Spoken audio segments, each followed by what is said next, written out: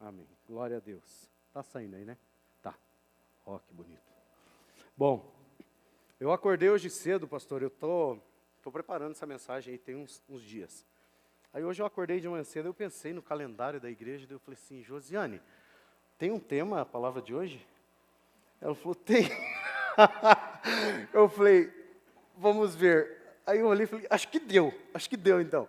Foi por Deus, porque eu me esqueci que a gente tinha que pregar dentro desse tema. Mas nós fizemos uma palavra, Deus ministrou no nosso coração, e hoje eu ainda acordei, não sei que hora, estava escuro ainda, e eu acordei com alguns versículos na minha cabeça, e eu levantei, fui no banheiro, e peguei o meu tablet e continuei escrevendo algumas coisas, que Deus foi ministrando no meu coração lá. E fiquei escrevendo e continuei. E a gente não pode ficar em cima porque a gente nunca se contenta e sempre quer escrever mais, né? E hoje cedo o pastor falou, agora há pouco ali antes o pastor falou, meu irmão, hoje nós temos célula, tá? A ceia, se contenha. Eu falei, tá bom, pastor. Eu falei, só vou falar sobre 4 versículos. Mas daí eu falei com o Tito, falei, mas é difícil, porque você começa estudando e pesquisando e escrevendo, e você fica uma eternidade, e você tem que parar no meio do caminho, porque senão você não para mais, né? Eu quero convidar você a abrir a sua Bíblia na carta de 1 João, capítulo 1. E nós vamos falar somente sobre os 4 primeiros versículos, né? Na verdade, é só a introdução. Nós vamos falar sobre a introdução da carta de João, né, às igrejas da Ásia. E o assunto principal, falando sobre a carta de João, o assunto principal da carta de João, ela fala sobre o amor e sobre a comunhão, né, do povo de Deus. É o amor de Deus para conosco, o amor de nós para convosco, né, o meu amor para com você, o seu para comigo, né, o amor horizontal e o amor vertical entre nós e Deus, né. Então, a introdução do capítulo de João, ela está ali só no capítulo 1, versículo 1 até o versículo 4, né? E João é aquele João que é discípulo de Jesus, né? Uma vez eu pregando aqui, trazendo a palavra na quarta-feira, logo que o pastor chegou aqui, eu não sei como, de tanto eu pesquisar e ler, vasculhar e procurar, eu misturei João e João Batista no mesmo personagem, né? Hoje eu posso dizer para você com certeza que esse João é aquele mesmo, tá? Não vou misturar os Joãos. E esse João que escreveu essa carta é o apóstolo João. É o último discípulo de Cristo, né, a morrer.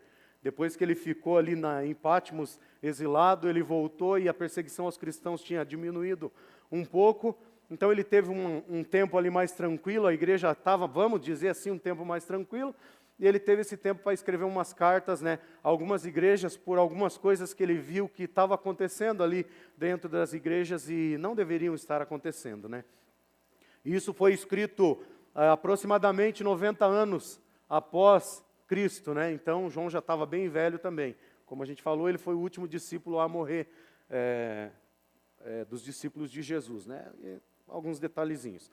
1 João, ele diz assim, o que era, aliás, o Tita disse que leu isso também hoje, né? Só que foi na carta de João, no Evangelho de João, não nas cartas, né? Mas ele começa escrevendo do mesmo jeito, né? O que era desde o princípio, o que ouvimos, o que vimos com os nossos olhos, o que temos contemplado e as nossas mãos tocaram da palavra da vida. Porque a vida foi manifestada e nós a vimos e testificamos dela. E vos anunciamos a vida eterna que estava com o Pai e nos foi manifestada. O que vimos e ouvimos, isso vos anunciamos para que também tenhais comunhão conosco. E a nossa comunhão é com o Pai e com o seu Filho Jesus Cristo. Essas coisas vos escrevemos para que o vosso gozo se cumpra. Então, é uma introdução onde João começa a falar algumas coisas à igreja da Ásia. Ele estava em Éfeso, mas vamos dizer que ele gerenciava as igrejas dali da Ásia, dali de onde ele estava mesmo. Então, ali ele escrevia essas cartas ali. E o que João ele queria dizer ali com as suas cartas, vamos começar mais ou menos o resumo geral das cartas, ele queria dizer para as igrejas viverem em comunhão, viverem em amor, e ele queria mostrar para as igrejas que, apesar de Jesus Cristo já ter morrido, ele havia ressuscitado, e ele estava testificando do que ele viu, do que ele ouviu, né, do que ele viveu junto, e ele continuava próximo da igreja da mesma forma que estava, não em carne e osso, mas Jesus ainda estava presente no meio da igreja, né? Então isso é o que João estava, em linhas gerais, tentando mostrar para a igreja. Mas no começo dessa primeira carta, João tinha uma preocupação em especial para com as igrejas, né? Então, entre algumas coisas, né? Eu já estou pulando, tá, pastor? Já estou pulando algumas coisas. Mas João queria mostrar que Jesus, né, o Evangelho de Cristo é verdadeiro. Vamos entrar agora propriamente dito. No primeiro versículo de 1 João, ele diz assim: o que era desde o princípio, o que ouvimos, o que vimos com os nossos olhos, o que contemplamos e as nossas mãos apalparam, a respeito do verbo da vida. Um detalhezinho pequeno assim que a gente pega nesse versículo. As nossas mãos apalparam, os nossos olhos viram e os nossos ouvidos ouviram a respeito do verbo da vida. Ele se refere a Jesus como a respeito do verbo da vida, porque ele estava junto. João foi considerado o discípulo amado de Jesus, né? E ele estava junto. E ele diz que o que foi possível da parte de Deus, dessa palavra de Deus, dessa vida de Deus, ser aproveitada, tocada, vista, sentida, ele conseguiu sentir em Jesus. Então ele fala de tudo isso, desde o princípio, o que vimos, ou seja, Jesus, o que ouvimos, o que olhamos com os nossos olhos e contemplamos e as nossas mãos apalparam, a respeito do verbo da vida. Então ele se refere a Jesus, se referindo a respeito. João não disse que eles viram, ouviram e contemplaram e experimentaram tudo de Deus. Ele não falou que foi tudo, ele falou que foi algumas coisas, né? O que nós vimos, o que nós sentimos, disso eu vou testemunhar a vocês. João faz essa introdução. Até porque não seria possível, né? Eu tenho certeza que a melhor forma que Deus achou de se revelar a nós foi realmente mandando o seu Filho na forma de homem. Porque se ele viesse com a sua divindade completa, se ele viesse como um Deus, como ele realmente seria uma revelação, só um flash, né? Acho que a sua luz viria e já não estaremos mais aqui. Então ele falou: vai lá, meu filho, você vai viver como eles, você vai andar como eles, você vai sentir, sofrer e chorar como eles. Tá? Então, dessa forma que João conseguiu, que os discípulos, ele fala nós, né, nós vimos, nós sentimos, ele coloca ele como a igreja, como seus discípulos que andaram com ele. Então, o que nós conseguimos ver desse verbo da vida, nós vimos em Jesus. E era ele o verbo vivo, né, o verbo da vida, a palavra da vida. João 8, 58, agora não a carta de 1 João, mas o Evangelho diz assim: no princípio era o verbo. E ao aplicar o verbo ser lá atrás no seu Evangelho, João aponta diretamente para o fato de que antes de o mundo existir, o verbo já era. Ele não teve começo, ele já existia, né? Aquela música do preto no branco, né? Antes que o houvesse, ele já era Deus. Antes que Deus abrisse a sua boca e dissesse haja luz e haja separação entre as águas, ele já era Deus, e o verbo que é Cristo e que era Deus já estava lá também. Então, por isso que a gente falou, né? O Tita leu o Evangelho de João hoje, e na carta de 1 João, a gente também está falando sobre isso. E eu também coloquei a citação do Evangelho de João. Então, antes que Deus abrisse a sua boca para falar haja luz e haja as coisas, antes da criação, ele já estava lá. E como é importante a palavra, né? Como é importante o verbo, né? Mas agora eu quero falar a simples palavra que nós nos comunicamos, né, como seres humanos, para que a gente possa se entender. Através da palavra nós nos comunicamos e tornamos conhecida a nossa vontade. Quando você quer alguma coisa, você abre a sua boca e você fala, e a pessoa entende o que você quer. Isso é comunicação, isso é palavra. Uma criança sofre muito quando ela quer mamar porque ela ainda não sabe falar e não domina a palavra. Então o que ela faz? Ela chora e ela grita e se esperneia. E a mãe vai lá e tenta adivinhar o que ela quer. Geralmente é mamar, né? Quando não é uma cólica, é um mamar. Mas então ela ainda não sabe falar. Mas é muito importante a palavra. Ela tem uma importância grande no nosso contexto, né? na nossa comunicação, na nossa vivência como ser humano, né? Isso quer dizer que as palavras revelam o que se passa dentro da nossa mente e dentro do nosso coração, né? Geralmente o que nós falamos é o que se passa dentro de nós. Tem aquele ditado, né, que diz que a boca fala do que o coração está cheio. É ditado? Não é um ditado. Hã? É um versículo, é um ditado de um versículo que diz assim, que a boca fala do que o coração está cheio. né? E a boca fala do que o coração está cheio. E aí, de repente, você fala para mim assim, tá, mas eu posso estar pensando uma coisa e eu posso falar outra. Deixa eu falar para vocês que eu falei, eu vou procurar esse texto para ver se é versículo ou se é ditado. Esqueci de procurar. Aí você fala assim, tá, mas eu posso falar uma coisa, mas eu posso estar pensando outra. E eu continuo afirmando para você que a boca fala do que o coração está cheio. Porque se você pensa uma coisa e você fala outra, o seu coração está com a mentira dentro dele. Eu penso, eu vou falar uma outra coisa, mas eu estou pensando isso. Sabe quando às vezes a gente é chamado a fazer um propósito com Deus? Eu temo muito isso.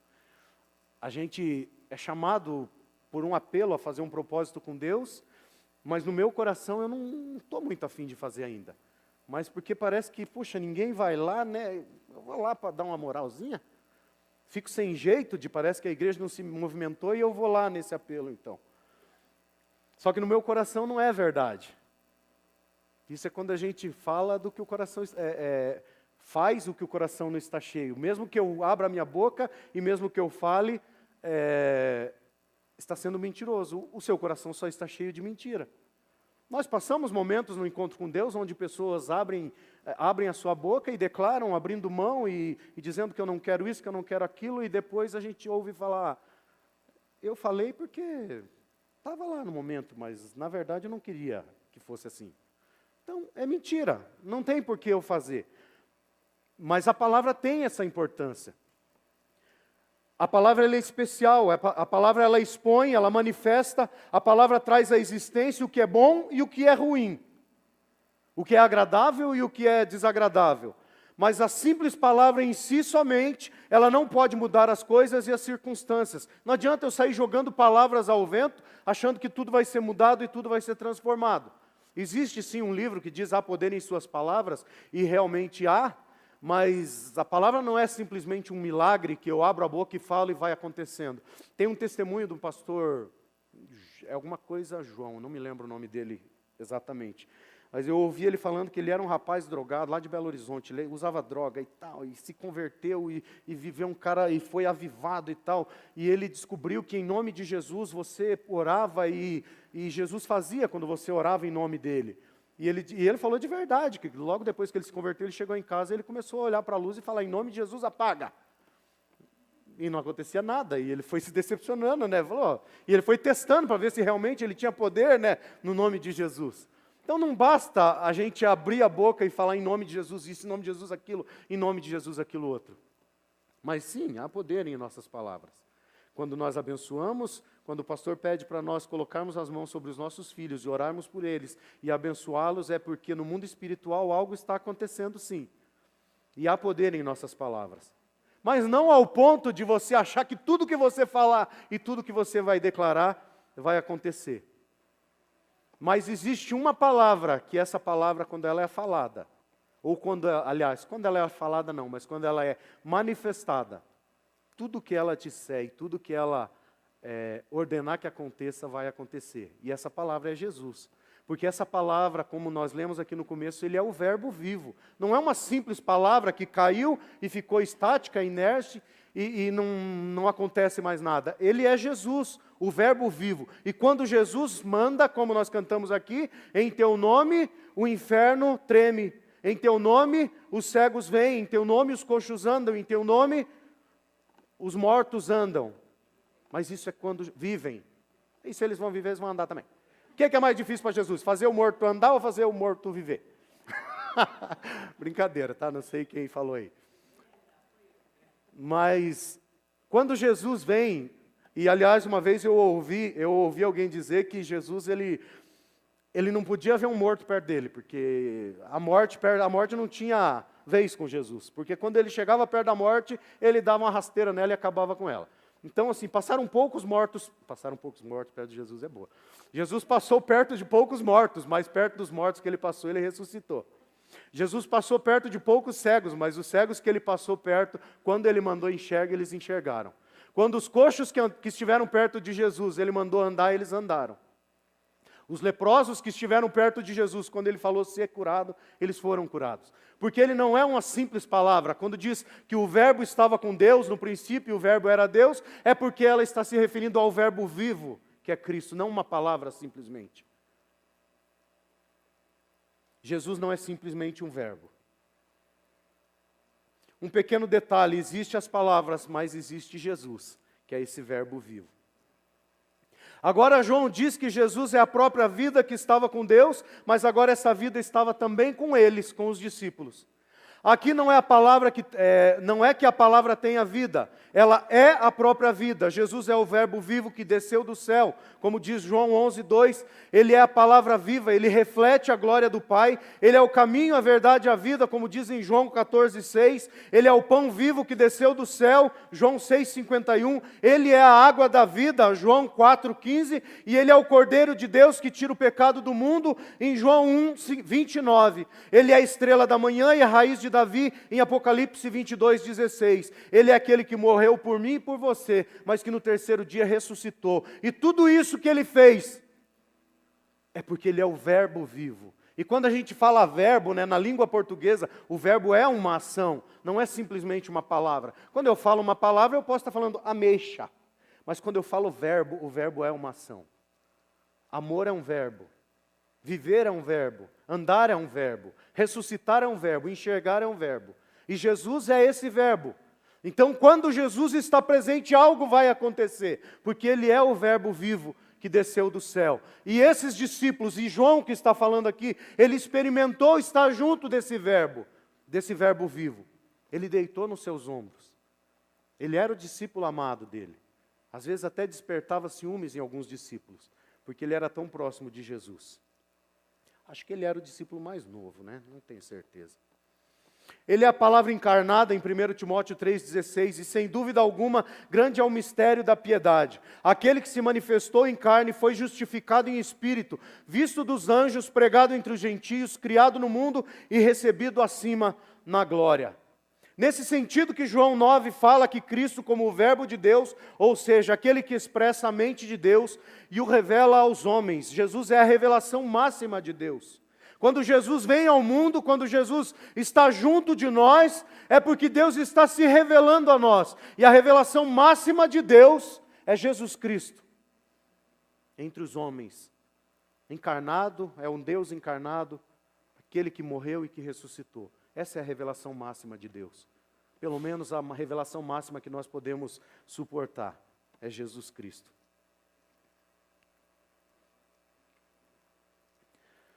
Hebreus 1, de 1 a 3 diz que Cristo é a palavra final de Deus para a humanidade.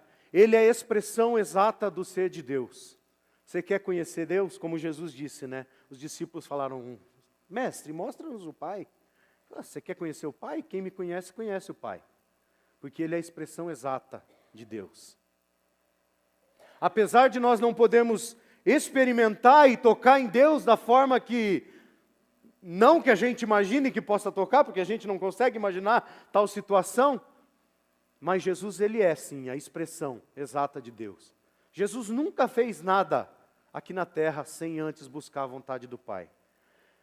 Em todas as ações de Jesus, você vai olhar na Bíblia e você vai ver que Jesus estava procurando antes qual era a vontade de Deus. Quando Jesus foi separar os seus discípulos, ele saiu do monte que estava orando durante a noite e foi beirando a praia procurando os seus discípulos. Todas as horas que Jesus saía, ia pregar a multidão, Jesus estava orando. Na sua morte, lá na véspera da sua crucificação, algumas horas antes da sua crucificação, o que Jesus foi fazer? Jesus foi orar, para buscar a vontade do Pai, não a vontade dele. Porque ele é a expressão exata da vontade de Deus. E nós, como cristãos ou pequenos cristos, deveremos ser também como Jesus, buscar ser essa expressão. Não vamos conseguir ser a expressão exata de Deus jamais, mas nós devemos expressar sempre, buscar expressar sempre a vontade de Deus, o amor de Deus, a comunhão de Deus entre nós e os homens, entre irmãos como igreja. E o que João via lá naquela igreja, naquele tempo, é que alguma coisa estava acontecendo de errado ali dentro da igreja. A comunhão não estava como devia ser. Algumas coisas estavam entrando dentro da igreja que não deveriam estar ali na igreja. O versículo 3, ele diz assim: Jesus é visto, ouvido o versículo 3, sim, o que vimos, e eu ponho entre parênteses, Jesus, ouvimos, isto vos anunciamos para que vós também tenhais comunhão conosco. E a nossa comunhão é com o Pai e com o Filho Jesus Cristo. Essas coisas vos escrevemos para que o vosso gozo seja completo. João viu Jesus e conviveu com ele. A comunhão promovida por João não é apenas vertical, não é apenas entre o homem e Deus, mas também entre a igreja. A preocupação de João era com a igreja, o que estava acontecendo, mesmo distante, ele estava preocupado com o que estava acontecendo na igreja. João estava em Éfeso, a igreja era a igreja lá do outro lado, mas ele estava ligado no que acontecia na igreja. Como provavelmente João considerava que seus leitores seriam cristãos, e a gente vai ver um pouquinho, até dá para ver aqui no João 2, ele diz assim, filhinhos, escrevo-vos porque pelo seu nome vos são perdoados os pecados. Pai, escrevo-vos porque conhecestes aquele que é desde o princípio. Jovens, escrevo-vos porque venceste o maligno. Eu vos escrevo, filhos, porque conhecestes o Pai, e vos escrevi, pais, porque já conhecestes aquele que é desde o princípio, e vos escrevi, jovens, porque sois fortes, e a palavra de Deus está em vós, e já venceste o maligno. Então nós devemos entender que quando João escreve essa carta, ele já está escrevendo, não diz exatamente que ele estava escrevendo à igreja, mas ali na segunda carta a gente já consegue ver que ele estava escrevendo para cristãos, e ali ele fala, eu vos escrevo filhinhos, porque vocês já o conhecem, eu escrevo pais, porque vocês já o conhecem, porque desde o princípio vocês têm ouvido falar dele. Então é uma carta que João está dizendo para a igreja, ele está escrevendo para a igreja.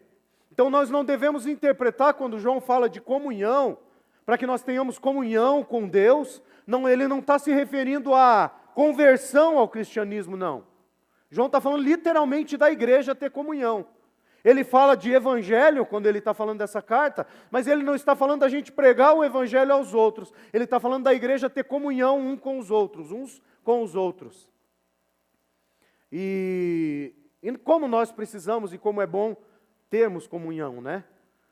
Essa semana eu estava na rua e me ligaram, o Eduardo fez uma chamada de vídeo, eu estava dirigindo o carro, eu falei, nossa, chamada de vídeo.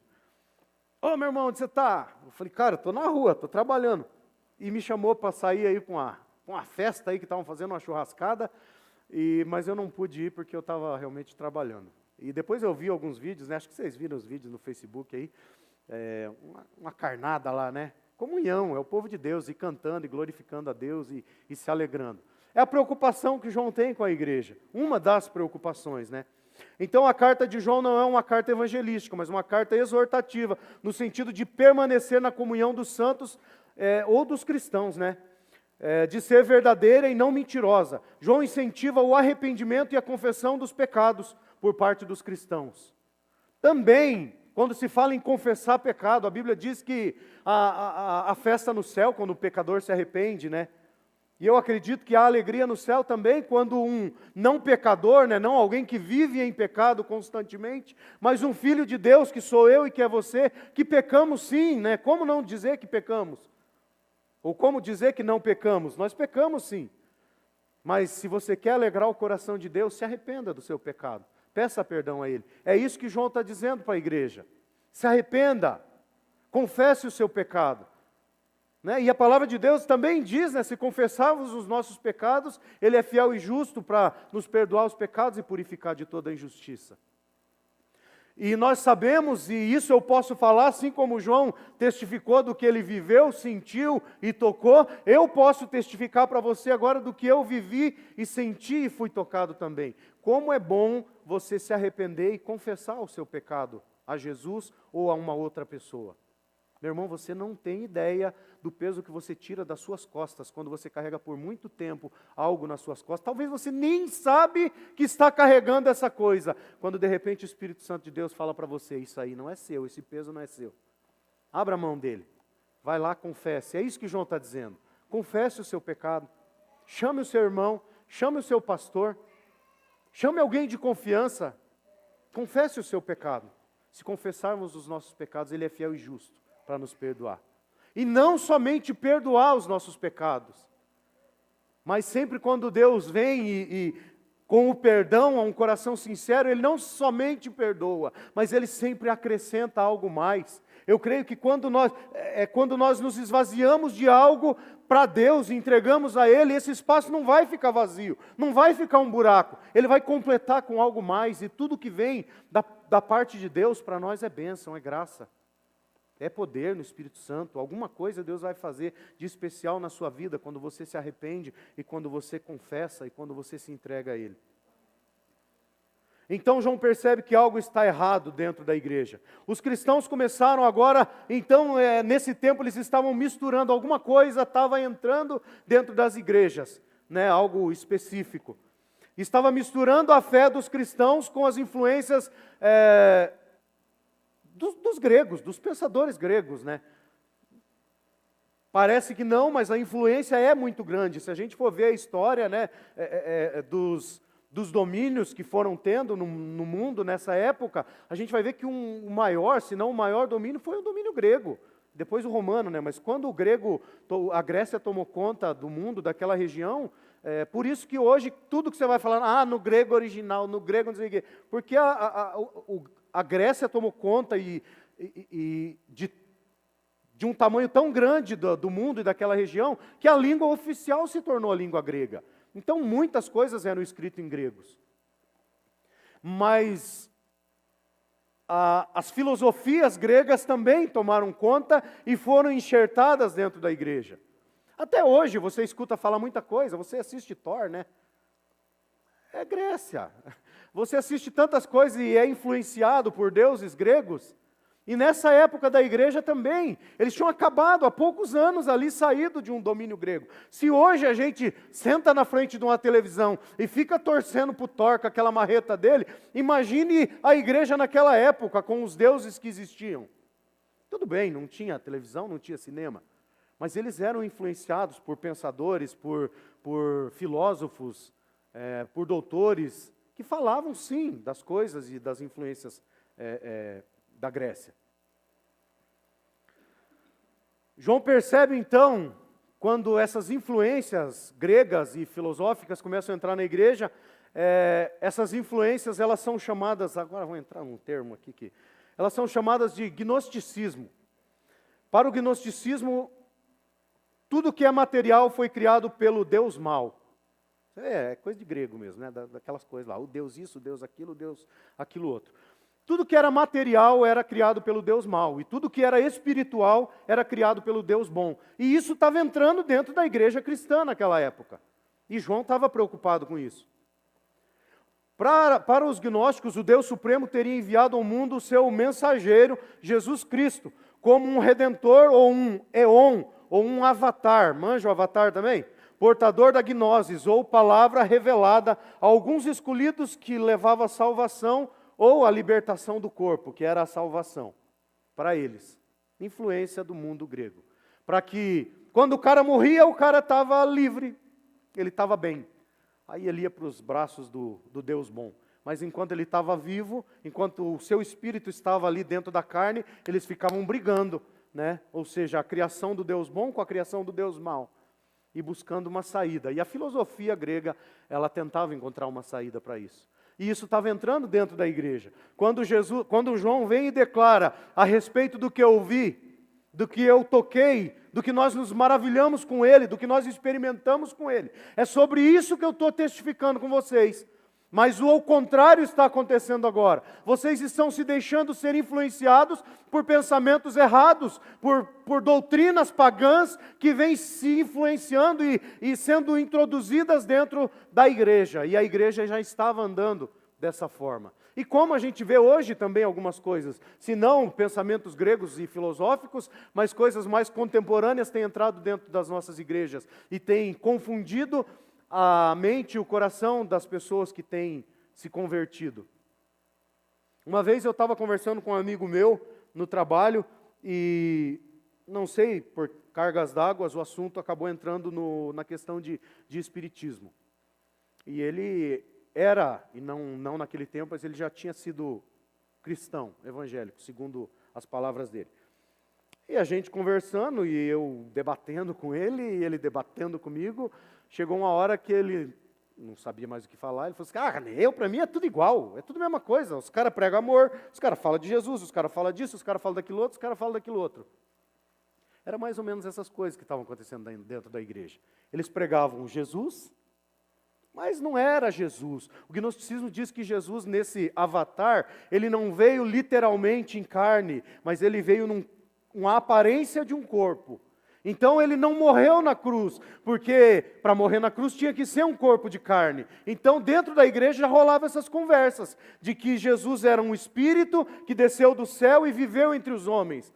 Mas era um avatar, não era um homem de carne e osso. Então já estava confundindo a igreja. Gente, isso era 90 anos depois de Cristo. Fazia pouco tempo. E Paulo, tem uma parte que Paulo fala, Paulo era mais recente. Paulo, ele escreveu, quando ele escreveu, não sei se foi aos Coríntios ou quem que foi, foram mais ou menos 20 anos depois de Cristo. Ele falou assim, eu me surpreendo de vocês tão rapidamente, né, abandonar a doutrina que nós estamos pregando e já se abraçar nessa outra aqui. Paulo também sofreu, muito mais recente, né, uns problemas parecidos também na igreja. E João começa a exortar a igreja, começa a tentar corrigir a igreja, para que a igreja busque se alinhar realmente com o cristianismo verdadeiro.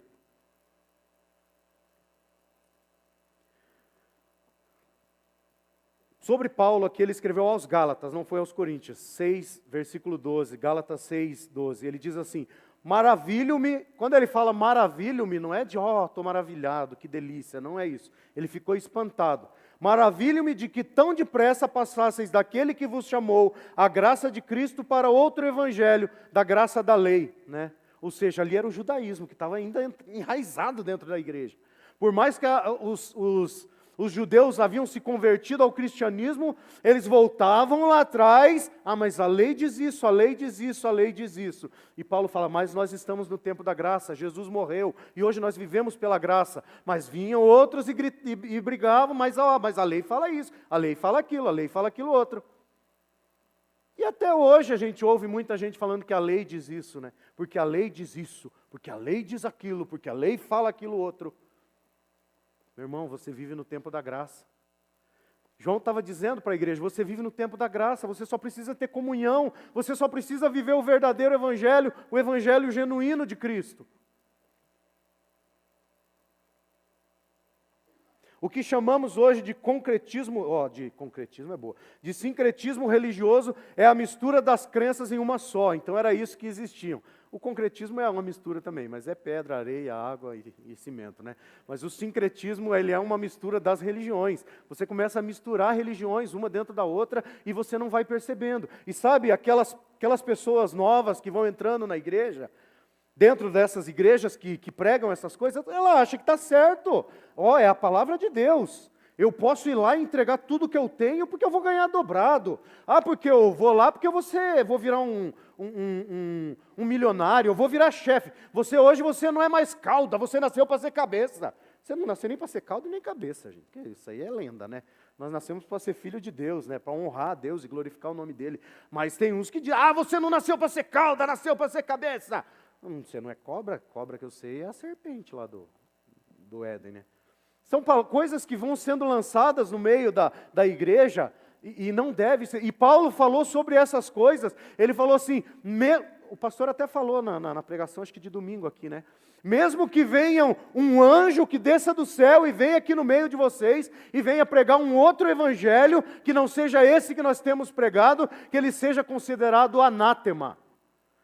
Que ele seja excluído, que ele seja escorraçado do meio da igreja. É isso que ele está falando. Que ele seja considerado pecador e seja excluído. Mesmo que venha um anjo do céu. E a gente ouve tanta gente, a gente vê tantas pessoas trazendo tantas doutrinas mentirosas e falsas para trazer um prazer ao coração das pessoas e poder encher a igreja de pessoas, né? Como nós queríamos ter essas cadeiras 100% cheias. Gente, mas se para encher essas cadeiras nós tivemos que transformar o evangelho e mudar o evangelho e pregar outra coisa, que continue assim. Nós não queremos encher a igreja por encher a igreja. Jesus Cristo, ele não veio para que as igrejas sejam cheias, simplesmente para ficar cheia. Jesus Cristo veio para que a igreja seja construída e edificada no evangelho genuíno, de um Cristo ressurreto, de amor, de comunhão, de graça, não mais de lei, não mais de acusação, mas de graça, dessa graça de Deus, através do seu Filho Jesus. Esse Jesus que veio em carne e osso, sim, e ressuscitou, fruto de um nascimento virginal, sem relação sexual, não, sim. É o fruto do Espírito Santo agindo na vida de uma mulher chamada Maria. Esse Jesus veio, esse Deus veio na forma de homem e habitou no nosso meio, sim. Não foi um avatar, não. Agora o versículo 3 e 4, João diz assim, João ressalta que a comunhão dele é com Deus Pai e com seu Filho Jesus. Porque ele diz assim, tudo isso eu vos falo, tudo isso eu relato a vocês, para que o vosso gozo seja completo e a vossa comunhão seja completa. E ele diz assim, agora no versículo 4, né? A comunhão dele, a nossa comunhão, a minha comunhão é com Deus Pai e com seu Filho Jesus. Quando você vem para a igreja que está firmada no evangelho genuíno e você passa a ter comunhão com essa igreja, a sua comunhão também passa a ser com Deus Pai. Talvez você veja uma igreja lotada, bombando, as pessoas tendo comunhão, as pessoas fazendo tudo, tudo em comum, nós temos tudo em comum, mas tudo que você tem em comum é realmente genuíno, é o evangelho que Deus tem mandado pregar? Não adianta nada, a sua comunhão, a comunhão desse povo é só isso. Quando eu falo isso, eu não estou pensando em nenhuma igreja, tá, gente? Eu não estou falando para vocês e pensando em algum lugar, não. Eu estou falando porque aconteceu aqui. Logo depois de Jesus Cristo, aconteceu dentro da igreja cristã. Então acontece hoje. Por que se há 2000 anos atrás acontecia, por que hoje não acontece? Somos puros agora? Não. Talvez no nosso meio, aqui dentro, nós estamos o quê? 100 pessoas? Talvez aqui no nosso meio tenha alguém que pense diferente. Não sei. Se você pensa diferente, meu irmão, eu te considero anátema. A Bíblia diz para eu te considerar anátema. Se você não crê que Jesus Cristo veio como homem, que Deus enviou seu Filho, o Verbo que era Deus e estava com Deus e habitou entre nós e morreu por nós e viveu aqui, não pecou de forma nenhuma e morreu por nós e derramou seu sangue, e através do seu sangue nós fomos perdoados e ele foi glorificado com Deus. E a palavra de Deus diz que agora aqueles que morreram com Cristo também serão glorificados. Se você não crê desse jeito, meu amigo, meu irmão, eu não posso te considerar meu irmão. A Bíblia diz para eu te considerar anátema, para que você seja excluído. Não vou te excluir da 16ª, não. É excluído do nosso convívio, do meu convívio. Talvez o que você pense, eu não sei se você pensa também, tá? Não precisa fechar essa cara para mim, não. Eu não estou falando que você pensa desse jeito, mas se você pensa, comece a examinar um pouquinho mais as Escrituras e comece a orar a Deus, ao Espírito Santo, e fala assim, se é desse jeito aí mesmo, me convença então. Porque o papel de convencimento é dele, não é meu.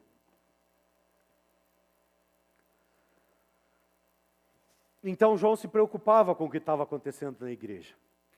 Porque a comunhão não estava boa, porque a crença estava adulterada, vamos dizer assim. O evangelho, não é o evangelho, às vezes eu ouço pessoas falando assim, está envergonhando o evangelho. O evangelho nunca vai ser envergonhado. O cara pode estar envergonhando uma igreja, pode estar envergonhando uma denominação, pode estar envergonhando os evangélicos, pode estar envergonhando um pastor, mas o evangelho nunca vai ser envergonhado. Porque o Evangelho é Cristo, que veio, habitou entre nós e morreu e ressuscitou, e é só através dele que nós temos livre acesso a Deus. Isso nunca vai ser envergonhado, não tem como ser envergonhado, porque esse Evangelho envergonhou o diabo. Não tem como esse Evangelho ser envergonhado. E as pessoas confundem, fulano está envergonhando o Evangelho. Tá? Nunca fale isso, que está envergonhando o Evangelho. O Evangelho nunca vai ser envergonhado. Talvez a 16ª seja. Talvez a denominação batista seja, talvez eu seja, talvez o pastor Ednilson seja, talvez você seja envergonhado de alguma forma. O evangelho jamais será envergonhado, porque o evangelho é o poder de Deus. Amém? João, então, ele alerta a igreja com isso. E aqui eu quero terminar para não dá tempo da gente entrar em detalhes. Ele faz essa introdução e depois ele começa a falar literalmente dos assuntos que ele quer tratar com a igreja nessa carta. Mas, introdução da carta de João feita, como nós podemos aplicar essa introdução de 2000 anos atrás na nossa vida hoje? Existem ainda hoje em nossas igrejas, se não mais do que antes, pessoas que deturpam, tentam explanar ou entendem e compreendem o Evangelho de forma deturpada. Ele é compreendido de forma errada e ele pode ser pregado de forma errada, mas ele nunca vai ser errado. Hoje nós vemos, às vezes, cristãos que se dizem desigrejados e se dizem desnecessários. Eu não preciso, se dizem desnecessários não, mas declaram que é desnecessário eu estar dentro de uma igreja. Quando João está falando aqui, a comunhão é importante, a comunhão é necessária. Nós vemos hoje cantores cristãos evangélicos, cantor gospel, se declarando, não sei se você já ouviu por aí falando assim, eu me libertei da igreja opressora. Existe. E eu ouvi esses dias alguém falar, não me lembro quem, mas ele falou, foi o Brunão do Morada. Ele falou assim, são pessoas desigrejadas que não querem ter compromisso com o corpo, que não querem estar dentro do corpo, mas têm voz ativa dentro do corpo. Estão sendo ouvidos dentro do corpo. São cristãos. Sem querer julgar, mas a Bíblia diz que nós devemos julgar, não dessa forma, julgue, porque ela fala, não julgue, não, da maneira que você julgar, você será julgado também, Mas da mesma forma, ela manda a gente julgar as coisas que são faladas para que a gente possa entender. Se eu ouvir as coisas e simplesmente engolir, tá certo. É nesse sentido de julgar. Eu ouço as coisas e na minha mente peraí, deixa eu ver, vou julgar agora, É isso, tá certo. Nesse sentido você tem que julgar. A gente tem ouvido tantas coisas de cristãos. A televisão faz coisas, nós vemos hoje criancinhas que eram desse tamanhinho, entraram na televisão, foram levadas a interpretar músicas evangélicas cristãs que glorificavam o nome de Deus, e essas crianças foram crescendo e foram influenciando as nossas vidas, as nossas igrejas e os nossos adolescentes que cresceram junto com essas crianças, e essas crianças dentro da igreja, e agora essa criança fala assim, hoje eu estou grande, hoje eu me redescobri, e eu descobri que eu não sou mais homem. Hoje eu descobri que eu sou mulher e posso ser o que eu quiser. Quanto tempo essa pessoa andou dentro da igreja influenciando? E as palavras que ela fala hoje têm impacto na vida daquelas crianças que cresceram junto com ela, ouvindo. São coisas que vão entrando dentro da nossa igreja e a gente não percebe. Quando você ouve um cantor cristão cantar e adorar a Deus, não olhe para o cantor cristão, homem, tá? Não olhe para este cantor cristão. Olhe para a letra que ele está cantando e olhe para Deus. Porque se você olhar para a pessoa, mas eu não tenho tanta sabedoria.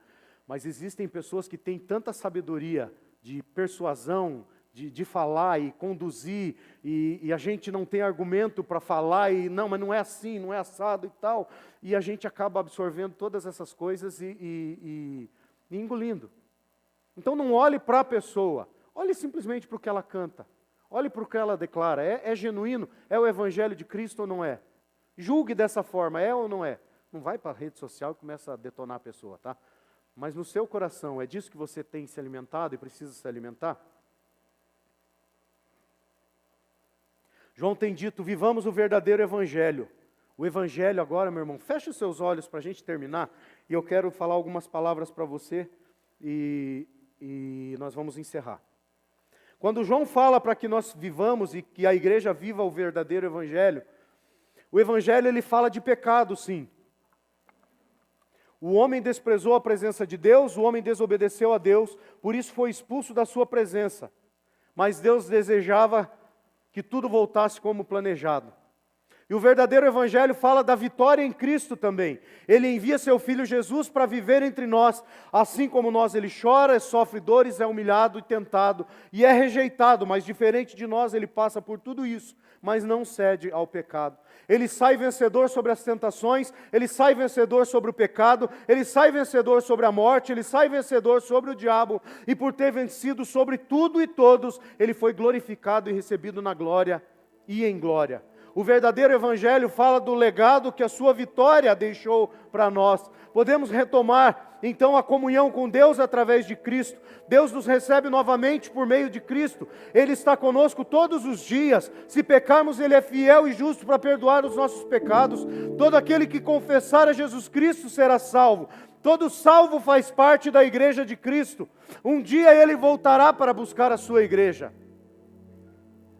O verdadeiro evangelho deixou uma palavra de esperança para a sua igreja. Sabe, meu irmão, ser cristão talvez seja ter um acesso negado a algumas coisas ou a alguns lugares, mas ser cristão com certeza não é se contaminar com os manjares do rei, é não se contaminar com os manjares do rei. E esse evangelho verdadeiro deixou uma palavra de esperança para a sua igreja. Apocalipse 2:7, e eu acordei com essas palavras hoje de madrugada. Apocalipse 2:7 diz: ao que vencer, dar-lhe-ei a comer da árvore da vida que está no meio do paraíso de Deus. Talvez ser igreja te leve a julgamentos por não aceitar algumas imposições da maioria. Talvez seja preso por isso, assim como os apóstolos foram. Talvez alguns até percam a vida em defesa do Evangelho, mas Jesus disse que aquele que perder a vida por amor a Ele, achá-la-á. E Apocalipse 2:11 diz: ao que vencer não receberá o dano da segunda morte. Se hoje você leva uma vida restrita, entenda restrita então como sendo uma vida de santidade, e você não se contamina com os manjares do rei, e não se deleita com os prazeres desse mundo, Apocalipse 2:17 tem uma palavra para você, e ele diz assim: ao que vencer, darei eu a comer do maná escondido, e dar-lhe-ei uma pedra branca, e na pedra um novo nome escrito, o qual ninguém conhece, senão aquele que o recebe. Siga em amor, buscando a paz. Siga a paz com todos e a santificação, sem a qual ninguém verá o Senhor. Jesus disse que todo o poder lhe foi dado no céu e na terra. Ele também disse que aquele que crê, obras ainda maiores fará.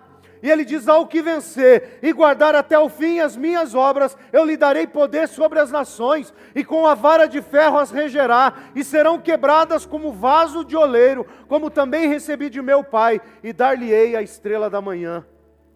Meu irmão, não se envergonhe do Evangelho. Igreja de Cristo, não se envergonhe do Evangelho. Não tenha medo de contrariar as ideologias desse século. Igreja, se mantenha pura, não se manche as vestes. Apocalipse 3:5 diz: o que vencer será vestido de vestes brancas, e de maneira nenhuma arriscarei o seu nome no livro da vida, e confessarei o seu nome diante de meu Pai e diante dos anjos. Mantenha-se firme e constante. Lutas vão vir, tentações virão, filosofias vãs virão, os formadores de opinião estão por todos os lados, mas pense com a mente de Cristo. Seja firme, seja forte e seja constante. Apocalipse 3:12 diz: ao que vencer, eu o farei coluna no templo do meu Deus, e dele nunca sairá, e escreverei sobre ele o nome do meu Deus, e o nome da cidade do meu Deus, a nova Jerusalém, que desce dos céus do meu Deus, e também o meu nome. Igreja, não abra concessões com o diabo. Não barateie o Evangelho de Cristo. Não deixe que seja desvalorizado o preço tão alto que Ele pagou por nós. Jesus pagou um preço muito alto lá na cruz. E as pessoas estão tentando baratear esse preço. As pessoas estão tentando diminuir o valor que foi pago. Sabe, nem todas as profecias feitas pelos profetas da Bíblia eram baseadas em previsões, mas muitas delas eram baseadas em acontecimentos do passado. Por que eu estou falando isso? Quando eu digo para você, não abra uma concessão com o mundo, não abra uma concessão com o diabo. Nem todas as profecias que eram feitas no passado pelos profetas era algo miraculoso que Deus vinha e ministrava no coração do profeta e ele falava. E muitas coisas que o profeta falava quando vinha de Deus, ele às vezes nem sabia o que ia acontecer, mas ele falava porque Deus estava mandando, mas ele às vezes nem sabia do que se referia. Mas muitas profecias que os apóstolos faziam eram baseadas nas coisas passadas que já aconteceram. Isso é sabedoria. Isso é palavra de sabedoria. Por isso eu digo para você, não abra concessão com o mundo. Não abra concessão com o diabo. Baseado nesses acontecimentos, os profetas alertavam o povo das coisas que iriam acontecer. E eu quero te dizer uma coisa agora, em que nós estamos aí para acontecer. Em outubro, mês que vem, nós teremos eleições. Uma eleição, uma candidatura e um voto é uma boa concessão que você pode fazer com o diabo. Ou não. Se você ainda não sabe em quem votar, não peça opinião para outro. Não pergunte para outro quem é o melhor candidato. Primeiro ame a sua família, ame os seus filhos, ame os seus netos, ame a sua casa, ame a sua igreja e ame a Cristo. E quando você chegar ao final de todos esses amores que você deve ter amado e com certeza você ama, você pare e pense. E ore a Deus, onde eu devo depositar o meu voto, para quem deve ser o meu voto? Quando eu disse que os profetas profetizavam, muitas vezes baseado em coisas passadas, eu quero que você olhe para o passado também. E quando eu falo para você, olhe para o passado, olhe para todos os passados de todos os lados, em todos os lugares. E pense assim, se fulano ganhar, ou se fulano ganhar, o que vai acontecer? Baseado no que aconteceu lá atrás, baseado nas histórias ao nosso redor. Senhor, em quem eu devo votar? É uma concessão. Eu não estou aqui, eu sei que você está entendendo o que eu estou dizendo, mas eu não estou aqui para te direcionar a voto nenhum. E eu entendo que igreja, ela existe sim, até na política ela deve orientar, dar orientações sim. Mas ela não deve entrar de cara diretamente no meio da política. Até porque se teve uma das coisas que no meio cristão, há muitos anos atrás, o cisma, um dos cismas da igreja e até a própria protestantismo aconteceu ali, essa saída da igreja, foi justamente por causa disso. Porque a política virou igreja e a igreja virou política. Nós não devemos virar política, e a política não deve virar igreja. Mas nós devemos ter sabedoria e direção de Deus, para que quando nós estivermos dentro, no meio da política, porque nós vivemos no mundo político, nós tenhamos direção de Deus, para que, qual político eu devo colocar, ou votar, e confiar. Ele não vai ser, nenhum que for eleito vai ser o salvador da pátria. Nenhum que for eleito vai ser o cara que, esse vai ser o meu redentor. Assim como Jesus Cristo veio e os judeus achavam que ele era o salvador, que ele viria pegar uma espada e ele ia libertar o povo judeu dos inimigos. E Jesus veio e disse, eu não vim para isso, o meu reino não é desse mundo. O nosso redentor também não é desse mundo. Mas enquanto nós vivemos nesse mundo, nós precisamos de um homem que tema a Deus. Nós precisamos de um homem que ame a Deus.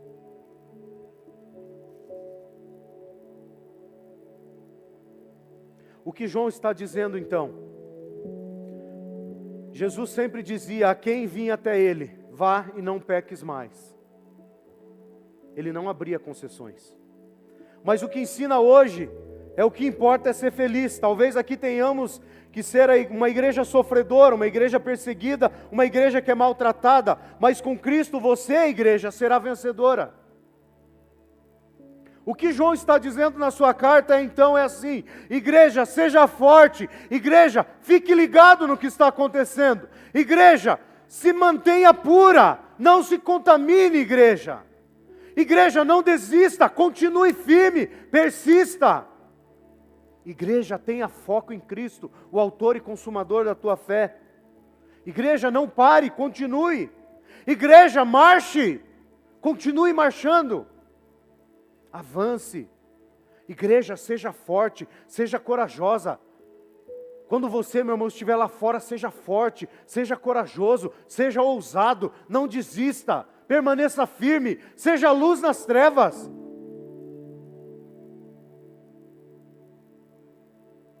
Quando você estiver lá na universidade, quando você estiver na faculdade, no seu colégio, no seu trabalho, seja tudo isso.